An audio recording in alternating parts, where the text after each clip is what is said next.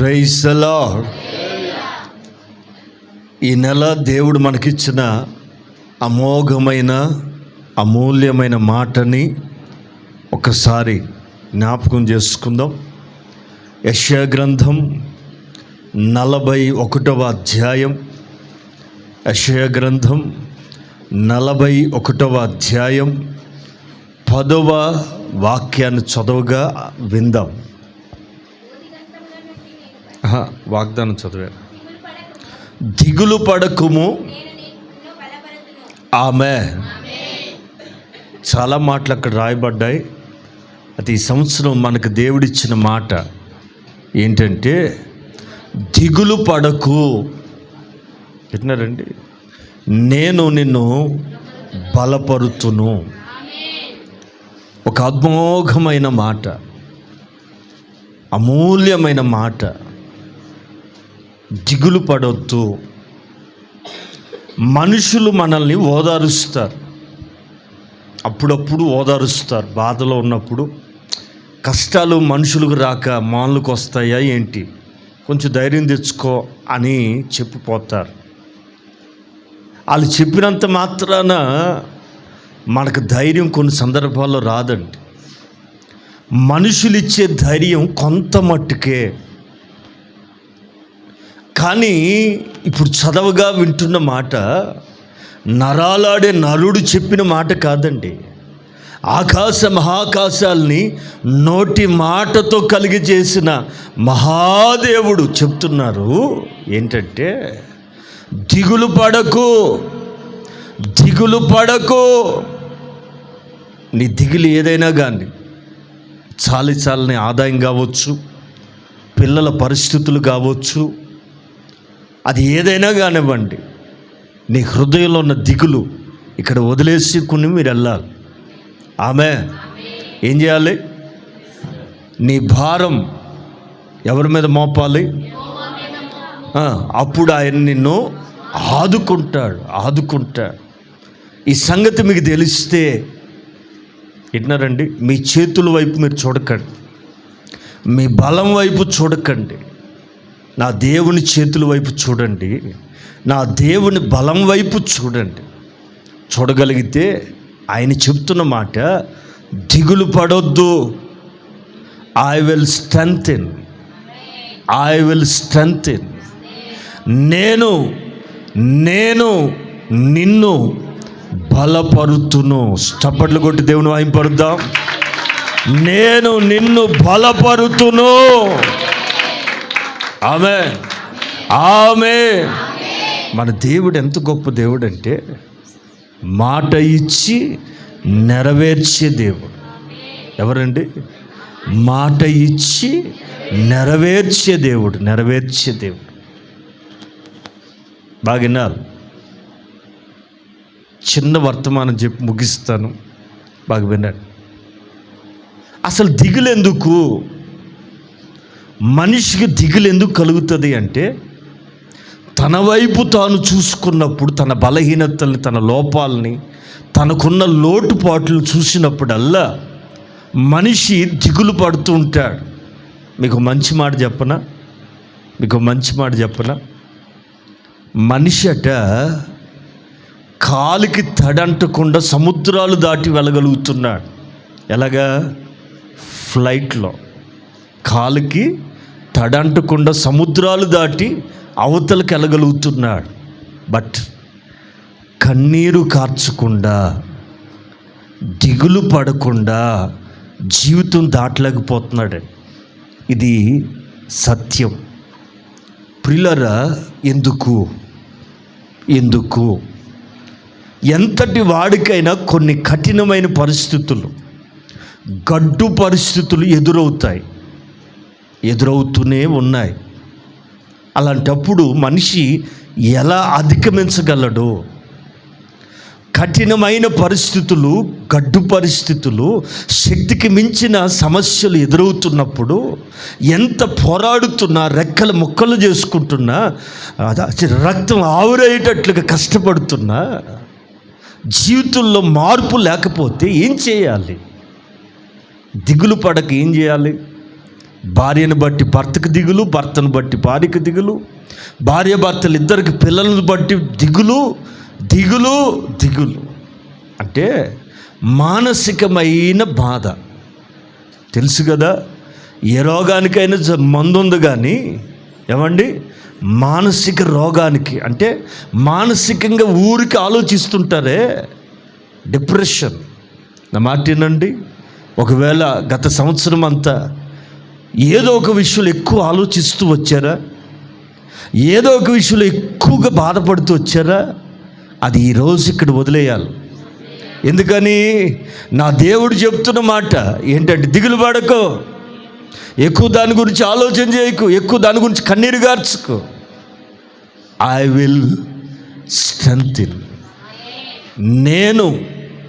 నేను నిన్ను బలపరుస్తా. ఆమేన్. హల్లెలూయా, హల్లెలూయా, హల్లెలూయా. మూడే మాటలు చెప్పి ముగిస్తాను. ఎక్కువ విషయాలు ఆదివారం నాడు నేర్చుకుందాం. ప్రభు ఒకరోజు ఇజ్రాయేల్ ప్రజలతో చెప్తున్న మాట చదువుదాం. ద్వితీయోపదేశకాండం 31వ అధ్యాయం. ద్వితీయోపదేశకాండం 31వ అధ్యాయం 6వ వాక్యాన్ని ఒకసారి చదువుతారు.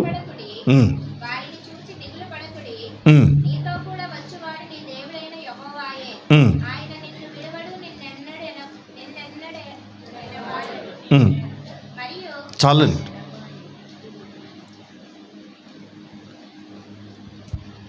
మోషే గారు దాదాపు చివరి దినాల్లో ఈ మాటలు చెప్తున్నాడు. ఏమంటాడంటే, ఇక్కడ ఏం కాకూడదు, అది నా దేవుని పిల్లలారా, మీరు ఒక అలవాటు చేసుకోవాలి. దేన్ని చూసినా భయపడకూడదు. సమస్యను చూసినా, ఆర్థిక ఇబ్బందులు చూస్తున్నా, రోగం వచ్చినా, కష్టం వచ్చినా, బాధ ఏదొచ్చినా కానివ్వండి, ఫస్ట్ మీరేం కాకూడదు, ప్యానిక్ కాకూడదు. వింటున్నారా? ప్యానిక్ కావద్దు. మన కరోనాలో ఎక్కువ మంది ఎందుకు చచ్చిపోయారు తెలుసా? రోగంతో కంటే కూడా అమ్మా అదే కనబడిందా అని చూసి భయపడిపోయారు చాలామంది. ప్యానిక్ కాకూడదు. ఒక్కసారి భయపడిపోకూడదు, కలవరపడకూడదండి. మనలో చాలామందికి ఉన్న ఒక బలహీనమైన అలవాటు ఏంటంటే, ముందు భయపడిపోతారు. ఒక సమస్య వచ్చింది, ఒక కష్టం వచ్చింది, లేదో ఒక జబ్బు వచ్చింది, లేదో ఒక ఇబ్బంది వచ్చింది, భయపడితే ఏమైనట్టు? మీరు చెప్పండి, ఏమైనట్టు? భయపడితే బాధ తీరద్దా? భయపడితే అవసరం తీరుతుందా? అందుకని మొండిగా మీరు ఒక అలవాటు చేసుకోవాలి ఈ సంవత్సరం. దేని గూర్చి కూడా ముందు భయపడకూడదు. ఓకే. 28వ అధ్యాయం సామెతల్లో మహాజ్ఞాని ఏమంటాడంటే, నీతిమంతులు ఒక్కరు చదవండి, అందరూ వినండి. ఒక్కరు చదువుతారు, అందరూ వినండి. నీతిమంతులు సింహము వలె ఎలా ఉంటారండి? ధైర్యముగా ఉంటారు. ఆమేన్, ఆమేన్, ఆమేన్. పిల్లలారా జాగ్రత్తగా వినండి. నీతిమంతులు అయితే, మీరు నిజంగా నీతిమంతులే అయితే ఎలా అయ్యారు? నీతిమంతుడైన యేసు రక్తాన్ని నమ్మి, యేసు రక్తం చేత కడగబడి, వింటున్నారా? నీతిమంతుని రక్తం ద్వారా మనం నీతిమంతులుగా మార్చబడ్డాం. గనుక మనం ఎలా ఉండాలి అంటే, మన నేచర్ ధైర్యం. సింహం దేనికన్నా భయపడుతుందా అండి? అది భయపెడుతుందే కానీ దేనికి భయపడదు. మనం కూడా సింహము వలె ధైర్యముగా ఉండాలి. ఆమె ఇక్కడ ప్రభు చెప్తారు, భయపడకుడి. మోషే ద్వారా చెప్పబడుతున్న మాటలు గమనించాలి. ఎట్టినారండి? ఎవరు చూసి? మనల్ని భయపెట్టే మనుషులు కొంతమంది ఉంటారు. అది ఉద్యోగులు పై స్థాయి కలిగిన వాళ్ళు కావచ్చు, ఇరుగు పొరుగునోళ్ళు కావచ్చు, అయిన వాళ్ళు కావచ్చు, ఎట్టినారండి? శత్రువులు కావచ్చు. వారిని చూసట మనం అట్టండి భయపడనే కూడదు. ఓకే, ఏం పడకూడదు? 2 క్వాలిటీస్ మనం నేర్చుకోవాలండి. ఫస్ట్, దేనికి భయపడకూడదు. రెండవది, దేని గురించి కూడా దిగులు పడకూడదు. కొంతమందికి ఫస్ట్ తారీఖు వస్తుంటే మహా దిగులు. కొంతమందికి, ఎంతమందికి ఉందా దిగులు? చేతులు ఎత్తకూడదు. ఫస్ట్ తారీఖు వస్తుంటే కొంతమంది దిగులండి. ఎందుకని? ఏ అమ్మాయి? అయ్యో, చాలామంది ఉన్నట్టున్నారు. దేవుడు మిమ్మల్ని దర్శించునుగాక. ఆ దిగులు, అమ్మ ఇక నుంచి వదిలేద్దాం అంటే కట్టడం వద్దాం. మళ్ళీ నా మీద కేసు పెట్టారు. మా అయ్యగారు చెప్పాడు వదిలేయమన్నాడని, మళ్ళీ వాళ్ళు నా మీదకి వస్తారు. ఎట్లండి? నేను చెప్పేది దిగులు వదిలేయమని. ఫస్ట్ ఆఫ్ ఆల్ భయపడొద్దు. రెండోది, ఎందుకని? దానికి కూడా రీజన్ ఉందండి. చదవరా. ఈ సంవత్సర ప్రారంభంలో చెప్తున్న అద్భుతమైన మాట, బలపరిచేవాడు నీతో వస్తున్నాడు. అర్థమైందండి? నీతో కూడా వచ్చేవాడు. Praise the lord. నీతో కూడా. ఇంతవరకు కన్నీళ్ళు వచ్చాయి, ఇంతవరకు శ్రమలు వచ్చినాయి, ఇంతవరకు ఒంటరితనం వెంటాడింది. నా మాటేనండి, నీతో వస్తున్నవాడు ఎవరో తెలుసా? రావాలని కోరుకుంటున్న వాడు ఎవడో తెలుసునా? బలపరచాలని ఇష్టపడిన వాడు ఎవరో తెలుసునా? నీతో వచ్చువాడు, నీతో రావాలని కోరుకుంటున్నవాడు. అందుకే అక్కడ రాయబడుతుంది, నీతో కూడా వచ్చువాడు నీ దేవుడైన యెహోవాయే. ఆమేన్. ఆయన ఎవరు? Praise the Lord. హల్లెలూయా. బలపరిచేవాడు చెప్తున్నాడు, భయపడకు, దిగులు పడకు.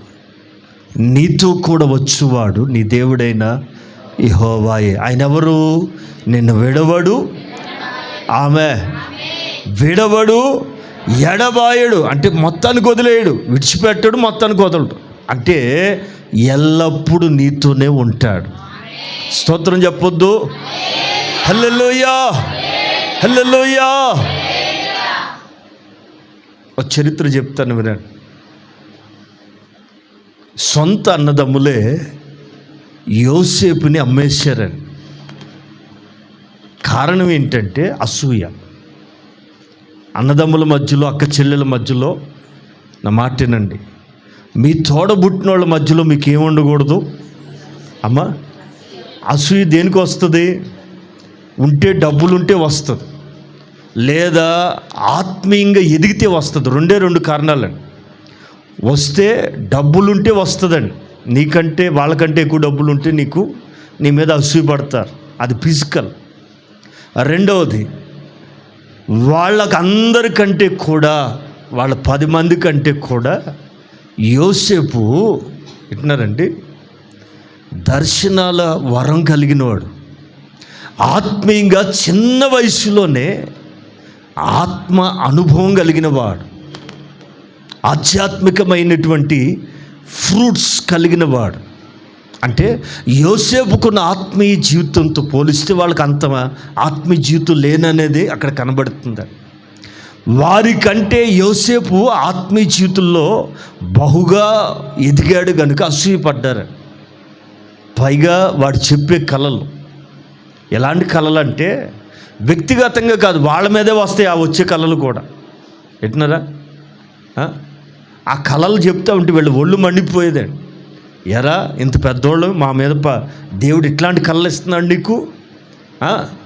మమ్మల్ని తక్కువ చేసి నేను హెచ్చించే కళలే చెప్తాడా నీకు? ఏమో అన్నా, దేవుడు చూపించాడు చెప్తున్నాను అని అతని ఆత్మీయ స్థితికి దేవుడు బయలుపరుస్తున్న సంగతులకి, దేవుడు అతను తెలియజేస్తున్న సంగతులను బట్టి మిగిలిన పెద్ద అన్నలు అసూయపడ్డారు, ఈర్ష్యపడ్డారు.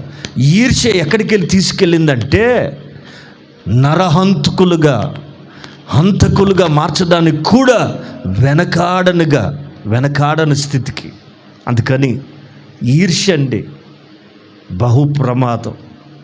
నేను చెప్పొచ్చే మాట ఏంటంటే, మొత్తానికి యోసేపుని గుంతలో పడేశారు, నీళ్లు లేని బావులు పడేస్తే చచ్చిపోతాడు అనుకున్నారు. ఇంతలో వాళ్ళల్లో ఒకడు కనికరం గలివరే, వాడిని చంపేస్తే ఏమొస్తుందిరా, అదిగో వాళ్ళు వెళ్తున్నారు కదా, వాళ్ళకి అమ్మేద్దాం, కాస్త డబ్బులన్నీ వస్తాయి అని ఒక పనికిమాలిన ఆలోచన చెప్తే, అతని మీద ప్రేమతో సావకుండా ఎక్కడో దగ్గర బతుకుతాడులే అని తప్పించాడు. మొత్తానికి ఐగుప్తికి బానిసగా వెళ్ళాడు. అందరూ ఉండి కూడా ఎవ్వరూ లేని వ్యక్తిగా ఒంటరిగానే పెరిగాడు, ఒంటరిగానే బ్రతికాడు, ఒంటరిగానే ఎదిగాడు. తన జీవితంలో యవ్వన కాలమంతా కూడా ఒంటరితనంతోనే పెరిగాడు. మీరు ఆలోచించండి, ఏ తోడు లేకుండా ఒంటరిగా పెరిగిన మనుషులు చెడిపోయే అవకాశాలు కోకొల్లలు.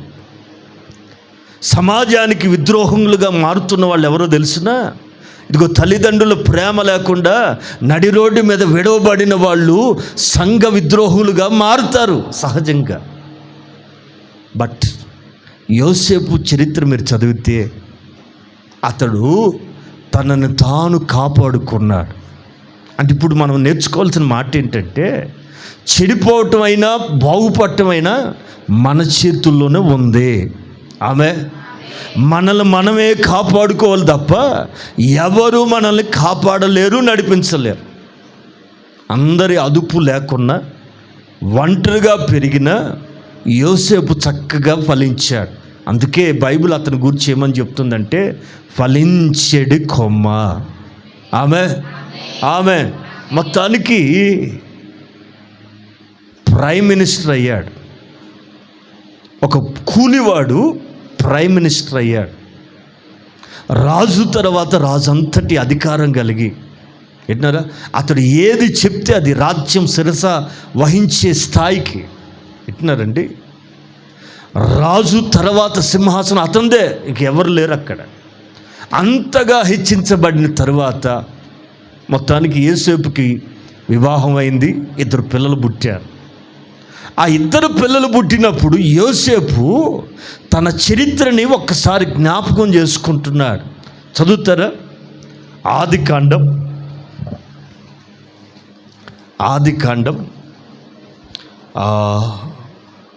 41వ అధ్యాయం 50వ వాక్యాన్ని చదువుతారు. 2 కుమారులు పుట్టిరి.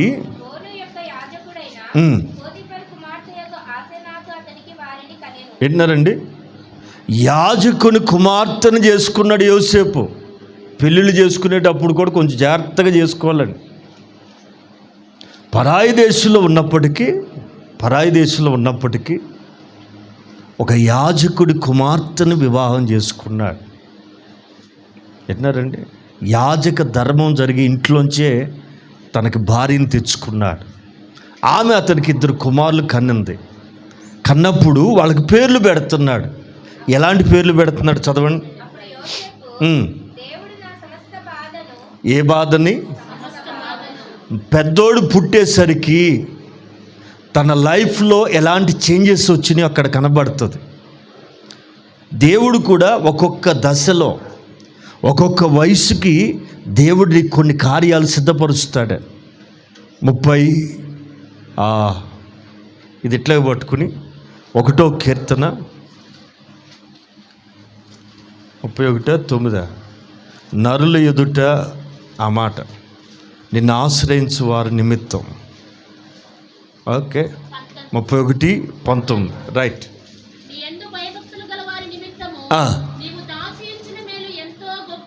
ఎవరికి? నీ యందు భయభక్తులు గలవారి నిమిత్తం నీవు దాచి ఉంచిన మేలు ఎంతో గొప్పది. నరుల ఎదుట ఆమె సిద్ధపరిచిన మేలు, దాచిన మేలు, సిద్ధపరిచిన మేలు. ఎవరికి? నీ యందు భయభక్తులు గల వారి నిమిత్తం. వింటున్నారండి? నరుల ఎదుట నిన్ను ఆశ్రయిస్తే వారి నిమిత్తం. భయభక్తులు కలిగి ఉండాలి. మనుషుల ఎదుట ఎవరిని ఆశ్రయించాలా? దేవుణ్ణి ఆశ్రయించాలి. వీళ్ళు దేవుణ్ణి నమ్ముకున్న వాళ్ళండి, మన మీద ఆధారపడరు అనే నమ్మకం వాళ్ళకి కలగాలి. ప్రియులరా, మనుషులు చేతులు ఒకసారి సహాయం చేస్తాయి, మహా అయితే 10 సార్లు చేస్తాయి. 11వ నిలబడితే ఆటోమేటిక్గా డోర్లు మూతపడతాయి. ఇది నడిచే చరిత్ర. అందుకని నిరంతరం పరలోకపు తలుపులు మూయబడవు, పరలోకపు చేతులు ముడచబడవు. విన్నారండి?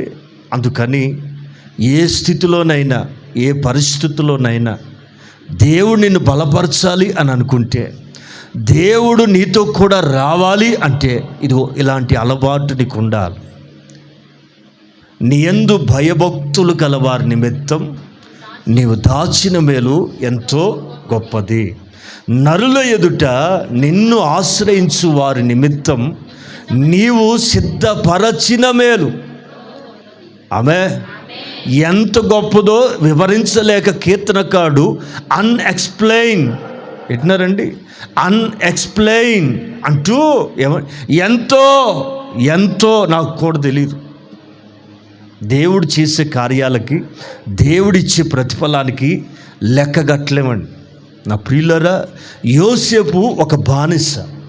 యోసేపు కూలి చేసి జీతం తీసుకోకుండా ముద్ద మాత్రమే ఆశించాల్సిన పరిస్థితి. తను ఏ తప్పు చేయకపోయినా అనేక మార్లు జైలుకి వెళ్ళాడు. ఏ నేరం చేయకపోయినా అవమానాలు పాలయ్యాడు. ఏ తప్పు చేయకుండా జీవితం అంతా కూడా శిక్ష అనుభవిస్తూనే వచ్చాడు. ఒక దినాన అతగాడు అంటాడు, పెద్దోడు పుట్టినప్పుడు, దేవుడు అండర్లైన్ నీ సమస్త బాధల్ని తొలగించగలిగిన వాడు ఎవరో తెలుసునా? హల్లెలూయా. మనుషులైతే కొన్ని బాధల వరకే తీయగలరు. యోసేపు చెప్తున్న సాక్ష్యం వినండి. దేవుడట తన పెద్ద కుమారుడు పుట్టేసరికి తన జీవితాన్ని దేవుడు ఎలా మలిచాడంటే, ఆశ్రయిస్తే భయభక్తులు కలిగి ఉంటే నిన్నైనా సరే సమస్త బాధల్లో నుండి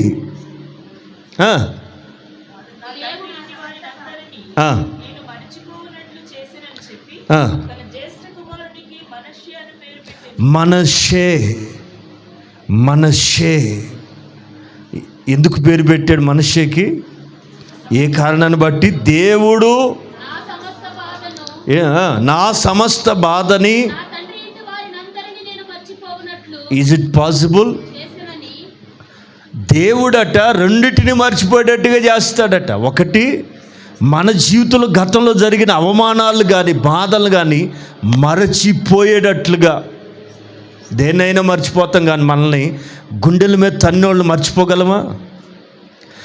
మనల్ని అవమానించిన వాళ్ళని అసలు మర్చిపోగలమండి? పటపట పొళ్ళు కొరక్కపోతే సరే. కొంతమంది గుండెలు తొలిచి మాటలు అంటారండి, వాళ్ళని తలుచుకుంటే వాళ్ళు నిద్రలో కూడా కోపం వస్తుంది. బట్ యేసేపు చూడండి, దేవుడు చేశాడు.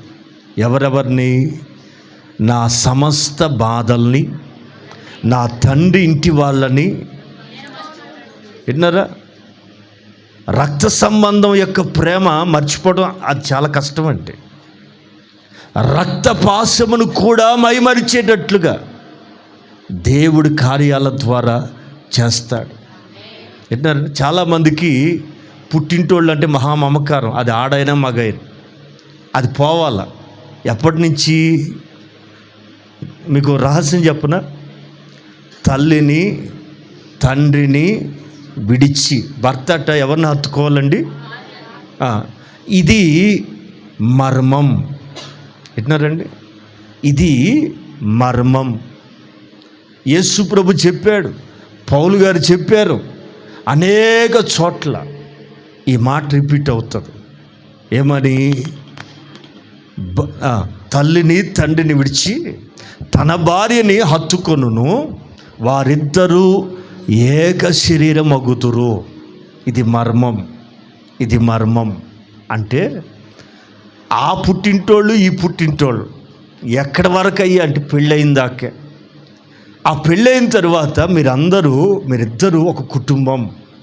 మీరు ఒక కుటుంబం కనుక మీ పిల్లలకి, మీ భవిష్యత్తుకి మీరు బాధ్యులు.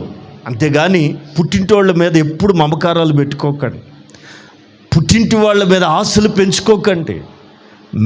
మీరుగా బ్రతకటం నేర్చుకోవాలి, మీరుగా ఉండటం నేర్చుకోవాలి. ప్రతిదానికి తల్లిదండ్రుల వైపు చూడకూడదు, తల్లిదండ్రుల వైపు చూడకూడదు.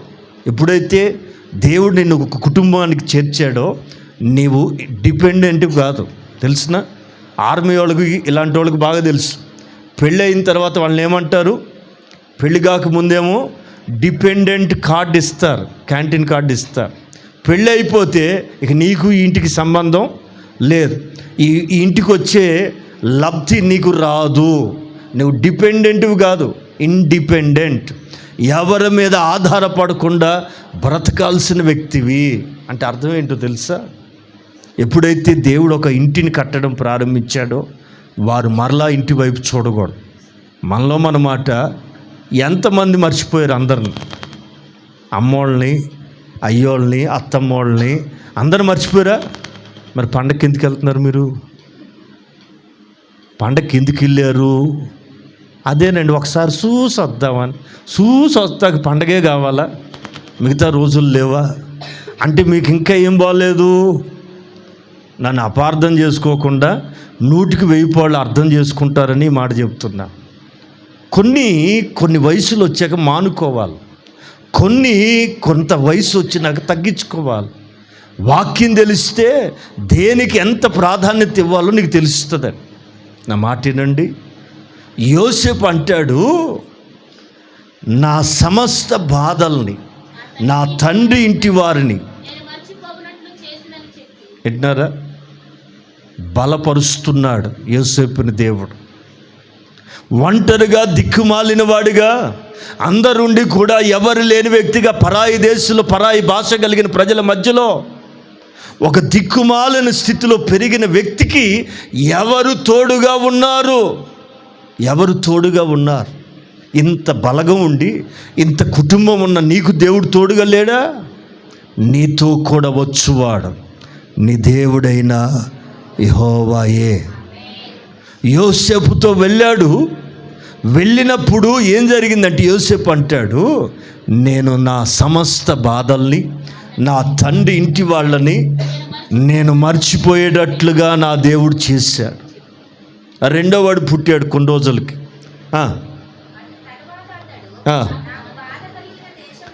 ఏ దేశంలో? ఫస్ట్ ఆఫ్ ఆల్ పర్సనల్గా ఉన్న బాధని తీసేశాడు. రెండోది ఫిజికల్గా, సామాజికంగా నాకు బాధ కలిగిన దేశంలో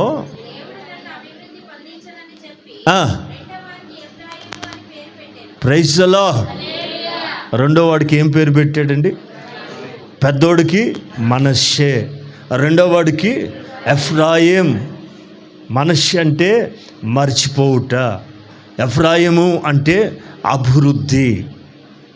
మర్చిపోయేటట్లుగా చేశాడు. రెండోది, ఏ దేశంలో అయితే నేను తలదించుకున్నానో, ఏ దేశంలో అయితే నేను బాధపడ్డానో, అదే దేశంలో, అదే జనుల ఎదుట నా దేవుడు నన్ను చెప్పాలి praise the lord, hallelujah, increase. ఇప్పుడు తలపైకి ఎత్తడం మంచి మాట చెప్తా. ఏదెన్లో ఆదాముని దేవుడు దీవించాడు. ఏమని? ఆదాము హవ్వల్ని, కుటుంబాన్ని ఏమని దీవించాడు? మీరు ఫలించి అభివృద్ధి చెంది, రైట్. ఫలింపు అనేది ఫ్రూట్ఫుల్ లైఫ్. అభివృద్ధి ప్రాస్పరిటీ, ఇంక్రీజ్ విస్తరించబడటం. వింటున్నారండి? ఫ్రూట్ఫుల్,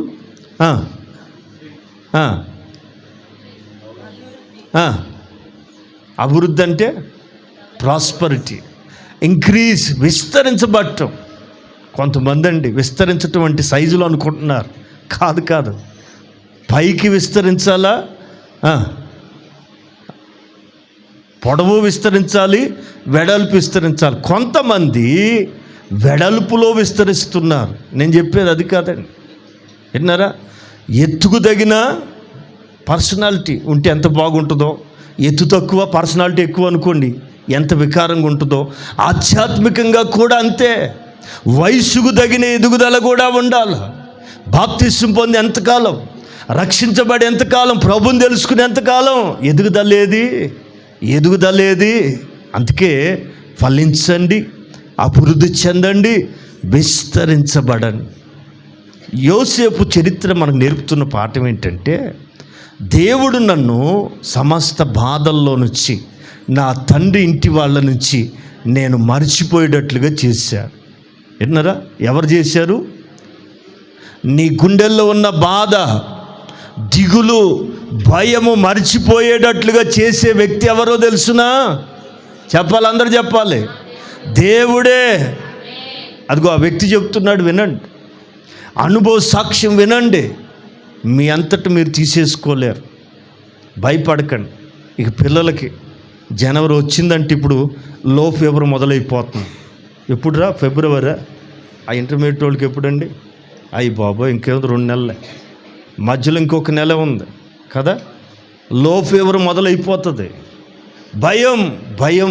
ఎందుకు భయం? అమ్మా, చదివినోడికి భయమే, చదవనోడికి భయమే. అసలు భయం ఎందుకు? ఏమవుతుందో. ఏం కాదు. పిల్లలకైనా పెద్దవాళ్ళకైనా నా దేవుని మాటగా చెప్తున్నానండి. మీ కష్టాన్ని చూసుకుని, మీ ఆదాయాలు చూసుకుని, మీకున్న చిన్న స్థితులు చూసుకుని మీరు కంగారు పడకండి. ఫస్ట్ ఆఫ్ ఆల్ భయపడవద్దు. రెండవది దిగులు. ఈ అప్పులు ఎలా తీరుతాయి, పిల్లలు ఎలా బాగుపడతారు, నథింగ్. పెద్దోళ్ళే చెప్పారుగా, నారు పోసిన వాళ్ళు. అమ్మ, చదువులు లేని వాళ్ళే చెప్పారు. ఏమని? పోసింది ఎవరు? నారు పోసింది ఎవరండి? దేవుడే. మరి నీరెవరు పోయాలా? నువ్వు బిందె నీళ్ళు పట్టుకెళ్ళే లోపు అవి ఆవిరైపోతున్నాయి. ఎన్ని బిందులు పోసి నారుమడి తిప్పుతావండి, నువ్వు తడుపుతావండి? నీ చేతులతో ఎన్ని బిందులతో తడుపుతావు? ఒక జల్లు పడాల, ఆమె ఒక తుఫాను రేగాల, అప్పుడు దానికి జీవం. అర్థమైతే స్తోత్రం. యోసేపు గారు చెప్తారు, దేవుడు నా సమస్త బాధని, నా తండ్రి ఇంటి వాళ్ళని నేను మర్చిపోయేటట్లుగా చేశాడు. ఆయన నాతో ఉన్నాడు కనుక, నాకు తోడై వచ్చాడు కనుక, నన్ను బలపరిచాడు కనుక, దిగులు పడకుండా నా పరిస్థితి చేశాడు కనుక, నా పెద్ద కొడుకు పేరు ఏమని పెడతానంటే మనష్షే. నేను ఏ దేశంలో అయితే అవమానాలు పడ్డానో, నిందపడ్డానో, బాధపడ్డానో, అదే దేశంలో నా దేవుడు అభివృద్ధి చేశాడు. అభివృద్ధి అంటే డబ్బులు ఉండటం కాదండి. అభివృద్ధి అంటే పొలం కొనటం కాదండి. విన్నారా? యోసేపు జీవితంలో కలిగిన అభివృద్ధి ఏంటి? బాధపడిన ప్రజల ఎదుట తల ఎత్తుకునేటట్టుగా చేశాడు. తల ఎత్తి తిట్టిన వాళ్ళందరూ తలదించుకునేటట్లుగా చేశాడు. అది అభివృద్ధి. ఇంక్రీజ్ అంటే స్టేటస్ మారటం అండి.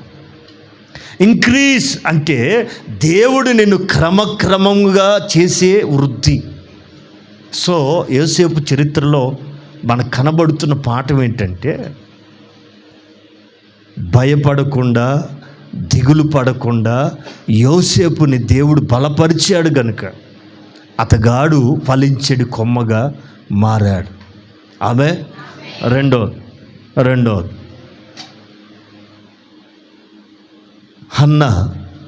హన్నా చరిత్రలోకి వెళ్తే చదువుదాం.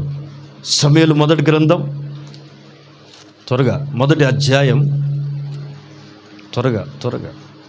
మొదటి అధ్యాయం 2వ వాక్యం చదువుతారు.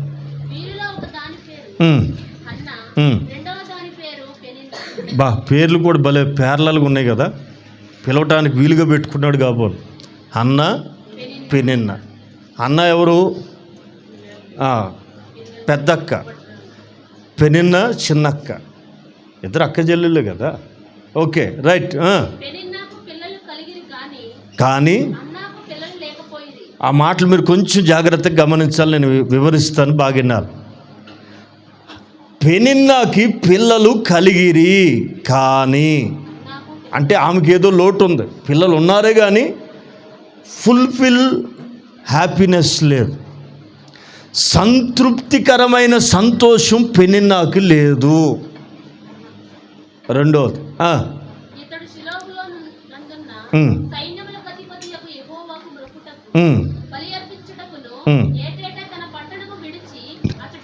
అమ్మ 6వ వాక్యం చదువు. 6 నుంచి అండర్లైన్.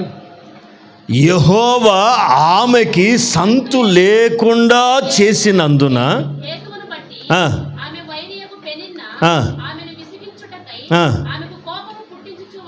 విన్నారా? ఎవరు పిల్లలు లేకుండా చేశారట? చెప్పాలా? మరి పెనిన్నాకి ఎవరు ఇచ్చినట్టు? మరి అది రాయలేదే. కొంచెం జాగ్రత్తగా వాక్యాన్ని ధ్యానించాలని. యెహోవా ఆమెకి సంతు లేకుండా చేసిన కారణాన్ని బట్టి ఈ పెనిన్నాట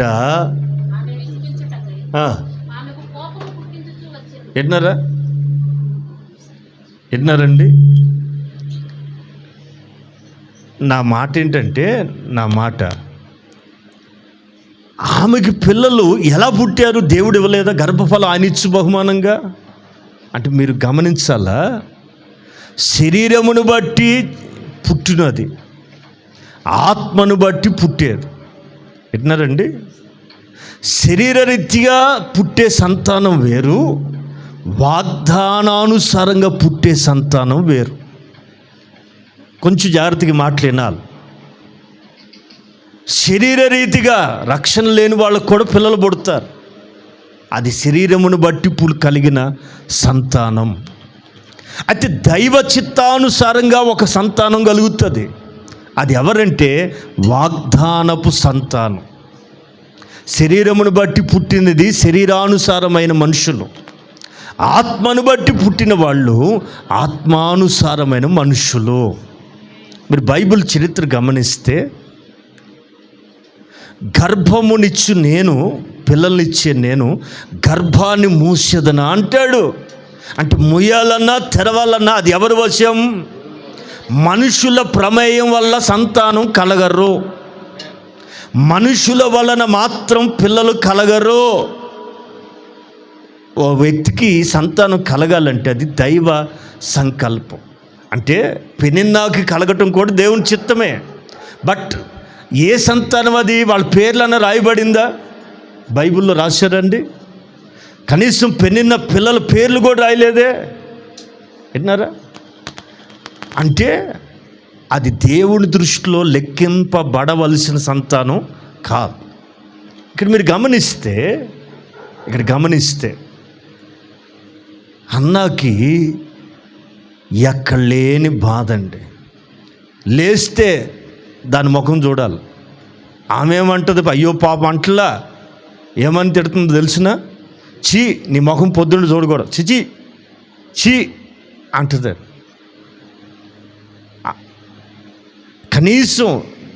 కనీసం మానవత్వం కూడా లేకుండా ఈ బాధ తట్టుకోలేక ఇక చివరిగా ఒక మంచి ప్రయత్నం చేసింది. తెలుసు కదా ఏం చేసిందంటే, నాకు పిల్లల్ని ఇచ్చేది నా భర్త కాదు, నాకు సంతానం కలగకుండా కారణం ఏంటో నాకు తెలియదు, మొత్తానికి ఇస్తే దేవుడే వాళ్ళు నాకు అని చెప్పి ఓ బలమైన కోరికతో షిలోహుకి వెళ్ళి, షిలోహులో ఉన్న దేవుని మందిరంలో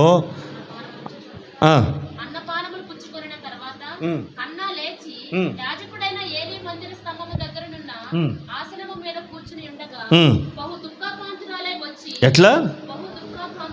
ఎక్కడికి వచ్చింది? నీతో కూడా నీ దేవుడైన యెహోవా నీతో రావాలంటే నీ కుటుంబంలో వేదన కలిగించే ప్రతి బాధ, ప్రతి అవమానం, ప్రతి నింద నీవు ఇంట్లో పడుతున్నప్పుడల్లా గుర్తుపెట్టుకో, మందిరంలోకి వచ్చేడు ఆ ఏడుపేదో. ఆ ఏడుపేదో మనుషులు చూసి కాదు ఏడవాల్సింది, పరిస్థితులు చూసి కాదు ఏడవాల్సింది. నీకొక మందిరం ఉంది, నీకొక మందిరం ఉంది. మీకు తెలుసా, ఇంట్లో ఏడ్చిన ఏడుపుకి ఆలయంలో ఏడ్చి ఏడుపుకి చాలా తేడా ఉంటుందండి. యెహోవా కనుదృష్టి కలిగిన స్థలం దేవుని మందిరం. నా ప్రియులారా, ఈ చరిత్రలో మీకు చెప్పాలనుకుంటున్న మాట ఏంటంటే, అన్న బహు దుఃఖాక్రాంతురాలై, విన్నారా, దుఃఖం, బాధ, విన్నారండి, తొలగించే సంవత్సరం ఈ సంవత్సరం. నా మాటలేనండి, గుండెలో పెట్టుకుని వెళ్ళండి, ధైర్యముగా వెళ్ళండి. నా దేవుడు మాట ఇచ్చి నెరవేర్చేవాడు. వేదన కలిగిన దేశంలో సొంత తండ్రి ఇంటి వాళ్ళను కూడా మరిచిపోయేటట్లుగా చేశాడు. అది దేవుని బలం. అలా బలపరుస్తాడు, మరిచిపోయేటట్లుగా చేస్తాడు. రెండవది ఈవిడట బహుదుఃఖాక్రాంతురాలై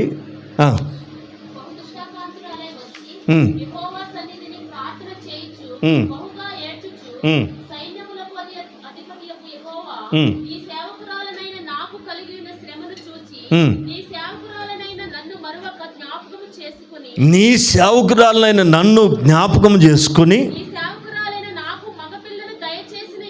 అది అడిగేటప్పుడు క్లియర్గా అడిగేస్తుంది, అయ్యా ఒక వారసుని నువ్వయ్యా ఇస్తే. దేవుడు అడగకుండానే చూడండి ఆమెకు ఎంత ఆధ్యాత్మికమైన తృష్ణ ఉందో. ఒక కుమారుణ్ణి కనుక నువ్వు ఇస్తే వాణ్ణి నేను ప్రతిష్ఠిస్తా, ఒక ప్రతిష్ఠత కలిగిన సేవకుడిగా చేస్తా.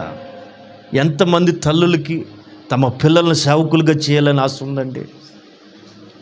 ఐటీ ఏం కావాలాడు, ఇదివరకు అనేవాళ్ళు ఐఏఎస్, ఐపీఎస్, ఇప్పుడు ఎవరు ఏ పీసు అంటలా. ఆడికి నా మాట ఇంటి అదే చాలనే దగ్గరికి వచ్చారు. ఇక ఏ పీసు అంటలేదండి ఇప్పుడు. ఆ నా మాట ఇంటి అదే చాలనుకుంటున్నారండి. ఎందుకని, చిన్నప్పటి నుంచి వింటలేదు కదా, విన్నారు. మరి సేవ వాళ్ళు ఎవరో చేసుకుంటారులే. పిల్లరా, ఇదిగో హన్నాలాగా నీ సంతానంలో ఒకడు లేవాలి. విన్నారా, అమెరికాలో ఒక రూల్ ఉందండి, ఇంటికి ఒకడు ఆర్మీలో డ్యూటీ చేసి రావాలి, లేకపోతే ఆడు పౌరుడు కాదు. ఆర్మీలో డ్యూటీ చేస్తేనే ఆడు పౌరుడు, లేకపోతే వాడికి ఏ పథకాలు వర్తించం.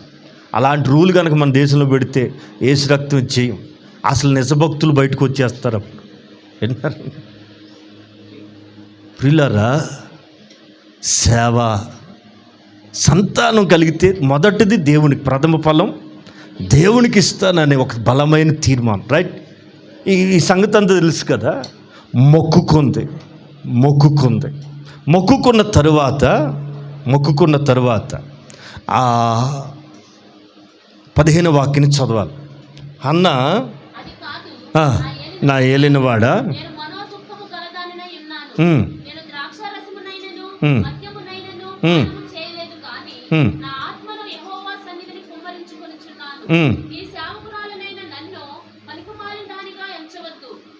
ఆ 17 చదవరా.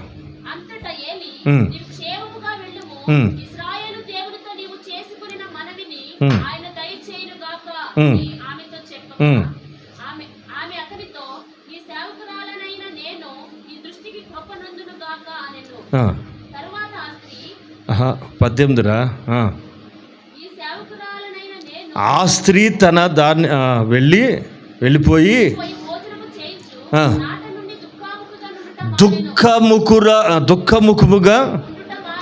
దుఃఖముఖిగా ఉండటం మానేసింది. విన్నారండి, మన దేవుడు ఎలాంటి దేవుడో తెలుసా. అప్పటికి శామ్యూయల్ కడుపును పడకముందే మందిరంలో నుంచి ఒక తీర్మానంతో వెళ్తుందండి. ఇది విశ్వాసాన్ని ప్రాక్టీస్ చేయటువంటి ఇది. ఎప్పుడైతే దైవజనుడు ఆమె ప్రార్థనని ఆమోదించి ఆశీర్వదించాడో ఆ రోజు నుంచట ఏడవట్లేదంట. పిల్లలు లేరని, సంతానం లేదని ఏడవటం మానేసింది. దుఃఖముఖిగా ఉండుట మానేను. పిల్లరా, మన దేవుడు ఎలాంటి బలం నీ పట్ల చూపుతాడంటే, బలపరుస్తాడంటే దిగులు పడొద్దు. ఇక హన్న దిగులు పట్టం మానేసింది. ఆ రోజు నుంచే ప్రార్థన చేయటం వేరు, దానికి జవాబు పొందుకుని వెళ్ళటం వేరే. నీ అంతటి నువ్వు చేసుకుని గుడ్డికి వెళ్ళిపోవటం కాదు. సేవకుడి దగ్గర దాన్ని రూఢిపరుచుకుని, దాన్ని నమ్మి విశ్వసించి ఎప్పుడైతే తిరిగి వెళ్తావో అప్పుడు మీరు ఇంకా కొంచెం ఓపెన్గా మాట్లాడాల్సి వస్తే, వారు రోజు కాపురం చేస్తారు, బట్ ఆ రాత్రి మాత్రం మీరు అక్కడ చాలా వివరంగా రాయబడుతుంది. చదవరా మాట చదువు.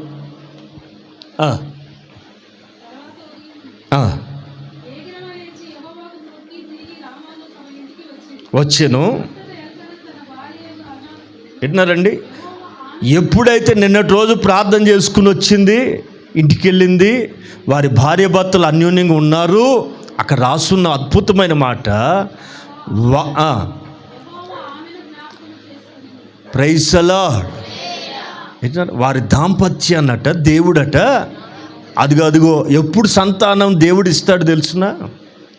మనుషులుగా కలవటం వేరు, ఆ కలయికని దేవుడు జ్ఞాపకం చేసుకోవటం వేరు. ఈవెన్ మన జీవితంలో జరుగుతున్న ప్రతి మూమెంట్ని దేవుడు గుర్తుపడతాడు, జ్ఞాపకం చేసుకుంటాడు అనేది గమనించాలి. ఆ మూమెంట్ దేవుడు ఎప్పుడైతే జ్ఞాపకం చేసుకుంటాడో అప్పుడు దేవుడిచ్చే సంతానాన్ని ఇస్తాడు. అప్పుడు దేవుడిచ్చే గర్భఫలం పండుతుంది. శరీర రీతిగా కలిగే సంతానం వేరు, వాగ్దానపు సంతానం కలగటం వేరు. ఆమెన్. దిగులు పడకు, నేను నిన్ను బలపరుస్తా. యోసేపును బలపరిచాడు, హన్నాను బలపరిచాడు. మూడవది చదువుదాం. యెహోషువ గ్రంథం 1వ అధ్యాయం 9వ వాక్యం. త్వరగా. యెహోషువ గ్రంథం 1వ అధ్యాయం.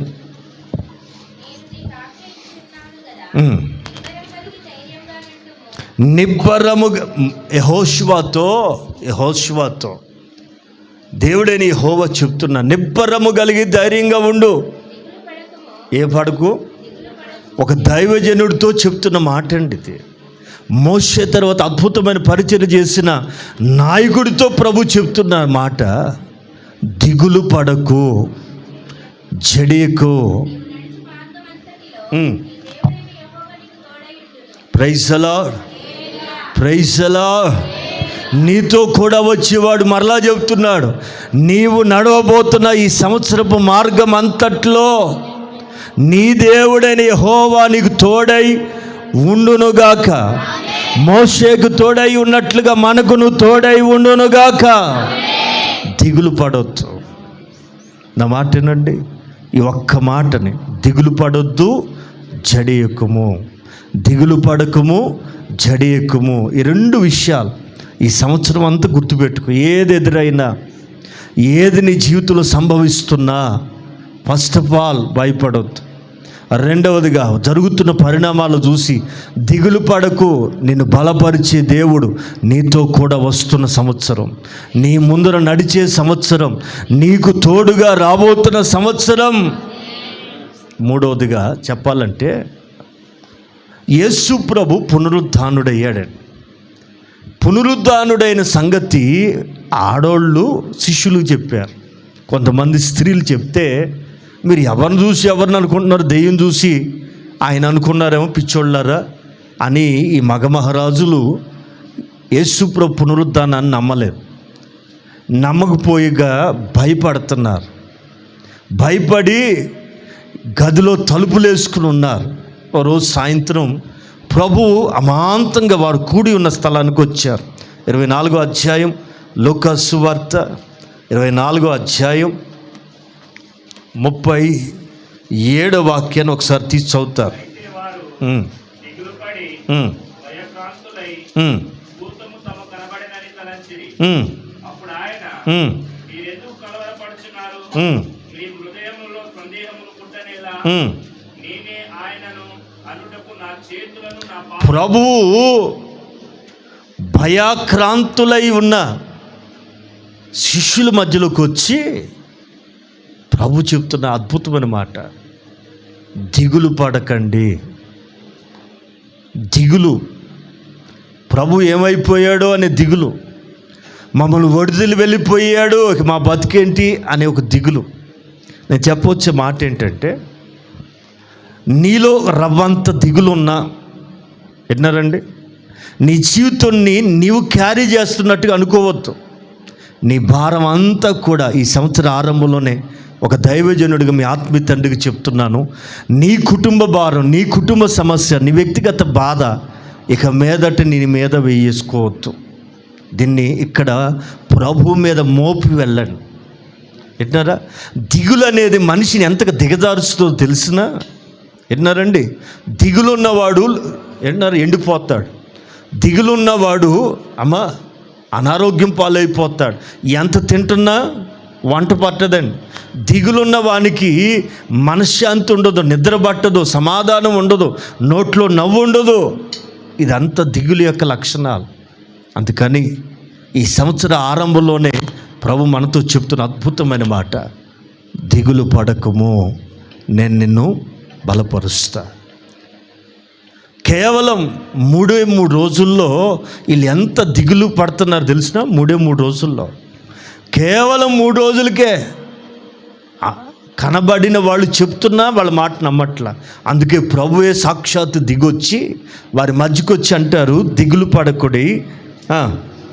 వారు దిగులు పడి భయాక్రాంతులై భూతం అయ్యి బాబోయ్, ఎట్నారా ప్రభువును చూసి ఏమండి, ఈ ఆడవాళ్ళ కంటే మగవాళ్ళకి ఎక్కువ గుర్తులు ఉన్నాయి. యేసు ప్రభుతో ఎక్కువ అనుబంధం ఉంది, ఎక్కువ సహవాసం ఉంది. గుర్తుపట్టలేక దిగులు మనల్ని ఎంతకు దిగజారుస్తుందంటే, గుర్తుపట్టలేని ప్రభు కార్యాన్ని, ప్రభు ముఖ దర్శనాన్ని కూడా గుర్తుపట్టలేని స్థితికి దిగజారుస్తుందని వాళ్ళు అంటారు. ప్రభుని పట్టుకుని భూతం.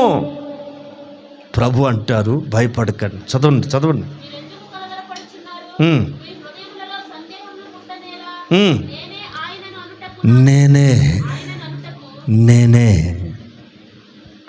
నేనే ఆ మాట చెప్తే కానీ ధైర్యం రాల. దిగులు వాళ్ళని సాక్షాత్తు ప్రభుని పట్టుకుని భూతం అని పిలిచే స్థాయికి దిగజార్చిందండి. ఈ రోజున దేవునిగా గుర్తుపట్టలేకపోవటానికి ప్రధానమైన కారణాలు, ఒక కారణం నీలో ఉన్న దిగులు.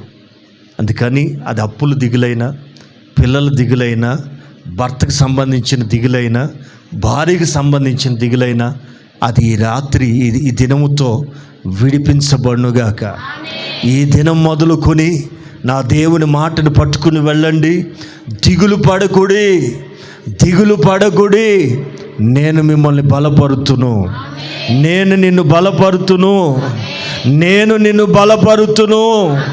దిగులు పడకుడి, నేను నిన్ను బలపరుతును అనే వాగ్దానం మీ పట్ల జరుగునుగాక.